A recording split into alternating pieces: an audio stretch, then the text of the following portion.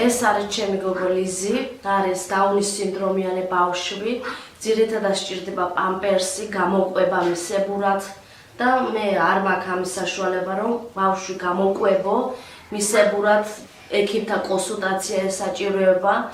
ხშირად რა დავუმალო და ბავშვები ნახევარჯერ მშიერი მყავდან და ნახევარჯერ მშიერი იძინებენ და ხა მეზობლები მაძლევენ თვითონ ხებში რომ ბავშვი რა ერთი გამოყვება, მაგრამ ძირითადად მშივრები მყავს ბავშვები.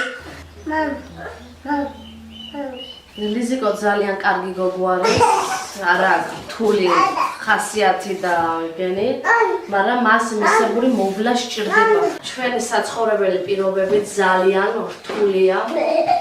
არ გაგვაჩნია არაფერი, არც სარეცხი მანქანა, არც მაცივარი, არც ტელევიზორი, არც გაზი. მე დიდი იმედი მაქვს, რომ კეთილი ადამიანები არ გაწირავენ ჩემს შვილებს და სათანადო დახმარებას გაგვიწერენ.